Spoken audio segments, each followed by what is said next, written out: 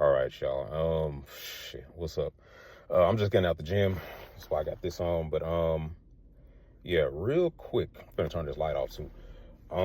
But real quick. Well, I say real quick. I don't think this is gonna be real quick at all. Um, when it comes to this whole like abortion and stuff or whatever, um, I've been putting it in posts on across various social media platforms. I've been saying it for a while. A majority of what these laws are about, especially these states that these laws, that are being passed by these states or whatever, when it comes to abortion, it is not about being pro-life. It is not about really trying to protect the baby. I mean, yeah, they throw it in there because it sounds good, but at the end of the day, what it's really all about is being pro population, and it's about controlling the autonomy of women.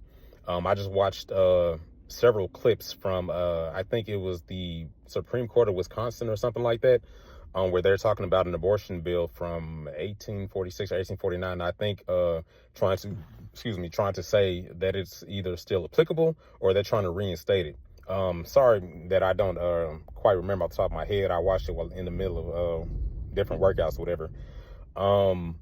But with all that being said, yeah, like a majority of this is really about trying to control the autonomy of women.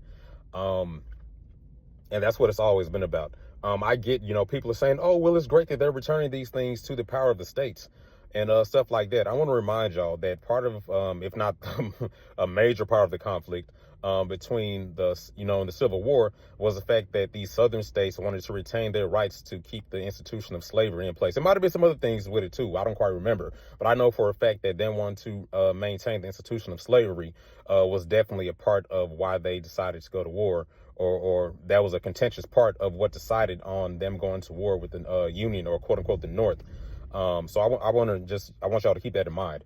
The reason why these things being relegated to the decision making of the states is an issue is because a majority of these leaders, a majority of the cabinets of these states, and a majority of the well, I ain't gonna say majority, but a healthy part of the people that are voting for certain legislation to be in place, a lot of these people are religious. A lot of these abortion bans that are in place are in the quote unquote Bible Belt, which is the southeastern southern part of the United States, to also include Texas and stuff like that. So when we talk about why a lot of people are making these legislative decisions, yes, you can say that, oh, well, states are just, these are people that are deciding, what they're supposed to be doing and stuff like that. But at the end of the day, they are allowing their religious beliefs to form laws that they feel suits them and that they feel their God is 100% promoting, which, if we're going to be 100% honest, if we're talking about the Abrahamic or the Christian God, he is not pro-life. He is very much so, he is very much so destructive and in very many cases anti-life. But if we're going to be 100% honest, using your religious affiliations or your religious beliefs to create legislation for people that don't have to inherently be of the same belief as you, or subscribe to the same deed or the same notion of you, it's quite frankly, it's wrong. And what I'm saying is, if you can't base what you're saying on actual objective facts, on actual objective results, outside of your religious bias or your religious upbringing, chances are you should probably keep those things to yourself. And again, I can understand and appreciate the notion of returning things to state rights. But when you actually start to examine the reasoning that a lot of people think the way that they think, you realize that it is based in their inherent belief in some God or a God or gods or some type of religion when it comes to trying to make decisions about other people's bodies, right?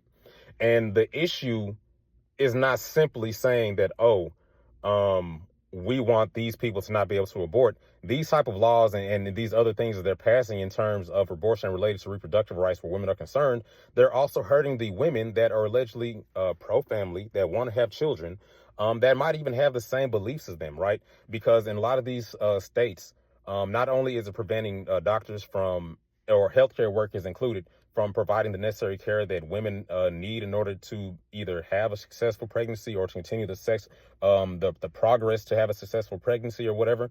It's also preventing them from giving the proper care to women whose pregnancies may no longer be viable. I'm going to put the links in the comments or whatever, or I'm gonna post it with this video or whatever when I post it on Twitter and probably on TikTok and Facebook too. I don't know. But these restrictive laws that are being passed in these quote unquote pro-life states, which again, they're not really pro-life, they are endangering the lives of women that are pro-family, pro-children, that they themselves might also be pro-life. And the thing about it is, if you're going to, endanger the life of the very individuals you need to quote unquote be this pro-population, or to add to the quote unquote population or whatever, you're going to essentially be shooting yourself in the foot. Everything you're doing is counterproductive. Furthermore, in a lot of these situations where we're talking about, oh, well, abortion should only be allowed for these other situations. I just literally had an informal debate of sorts the other day, saying that we need to add domestic violence to that, because the leading cause of maternal mortality, which is pretty much the death of mothers up to 2 to 3 years postpartum, is actually homicide. Now, a lot of the allowances that we've been having, that I hear from pro-life people as far as why they think abortion, or the situations they think abortion should be ethical, is one, in cases of incest, cases of rape, and cases of, whenever the mother's life is in danger, which they normally relegate to obstetric causes, or pretty much medical, as determined by the physician in that situation, right?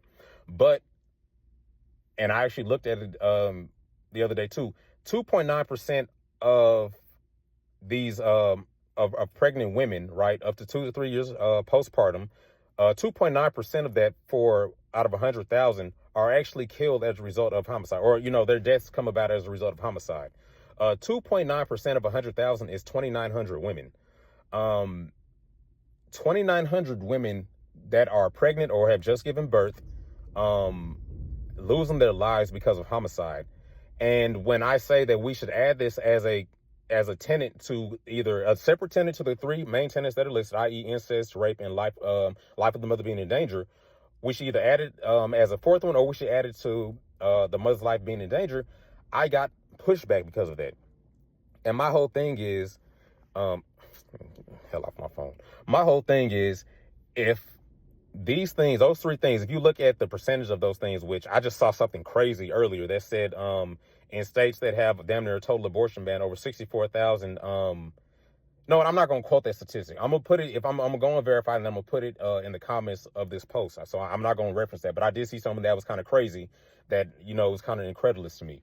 But the point is, if we have 2,900 women, it's at a rate of 2.9% out of 100,000 pregnancies. If we have 2,900 girls and women, because girls get pregnant too, that are losing their lives as a result of homicide, why can't we add this as a concession, or as another, I guess, for lack of a better term, caveat to instances where women should be allowed to get abortion? And the thing about it is, whenever I've talked to pro-life people, and I've known about this stat as far as homicide being the leading cause of death for pregnant women since last year, whenever I've talked to pro-life people or mentioned it, there is no real response to it in terms of saying, oh, well, this happens because of this, so this is what we're going to do to refute that, or this is something that we've never, heard of. Maybe we should look into before we start trying to be pro-life and start trying to force these women to be pregnant. No, I haven't got that in the amount of time that I've been bringing this up to pro-life people, or specifically anti-abortion people. I haven't heard anybody accurately refute this. I haven't heard anybody say, okay, well, this is what we're going to do to try and protect these women in these situations, right? And the issue is not simply saying, oh, well, these women that are getting abortions, these women that are in these type of domestic violence situations, they should get abortions. The issue is that there is domestic violence that's leading up to this situation, and it's exacerbated because these women are pregnant, right? So if you go and you look at whatever stats that you want to, whatever the stats is, whatever the demographics or whatever aspects of it you want to change, whenever that woman with those exact same factors becomes pregnant, or in similar factors become pregnant, the domestic violence or the intimate partner violence that they experience becomes exponentially worse. It's exacerbated, right? And the thing about it is, it's primarily exacerbated when dealing with a male partner. Chances are it might be the father, but I'm not going to put that on the fathers. But it is definitely exacerbated when they're dealing with a male partner in this situation. So here's the whole conclusion that I'm really getting to, right? All of these states that are so pro-life and so anti-abortion, um, that they are pretty much anti the life of the mother, despite the fact that they allegedly have a concession that allows for the saving of the mother's life if it's a medical cause, as determined by the physician. Um, you all you all deserve to see your birth rates continue to plummet. I'm gonna say that about America, right? We see in these other countries that have such misogynistic cultures, where the men are essentially very misogynistic, such as Korea, such as China, such as Greece, such as Chile, such as what's the other one I was going to say? It was another country that run across my mind just now. But we're seeing a extreme decline in the birth rate of many of these countries around the world, right? I think currently the U.S. birth rate is at 1.6%. As long as you men continue to make legislation that is essentially removing the reproductive autonomy of women, you don't deserve to have families. You don't deserve to have your bloodline continue. You don't deserve to have any of the things that you're trying to make these laws do. And for you simple-minded, knuckle-dragging troglodytes that are of the notion that it's her body but my choice, I hope that you try that shit, and I hope you get laid down in the most painful and violent way possible. You don't deserve to have any type of good thing. You don't deserve to have actual access to women. And I hope that if you were to ever try anything along those lines, or if you try those things, that something extremely unfortunate happens to you. And I hope that it happens to you to the point that you end up expiring because of it. And I hope in the last few minutes before you officially expire, I hope that it's the most agonizing, the most scariest time in your life. And I'm dead ass about that. So getting back to my point though, for you people, specifically you men that feel as if this is the right way to go for America and feel as if all women need to be under this type of legislation. If women want to risk their lives to have babies, okay, that's fine.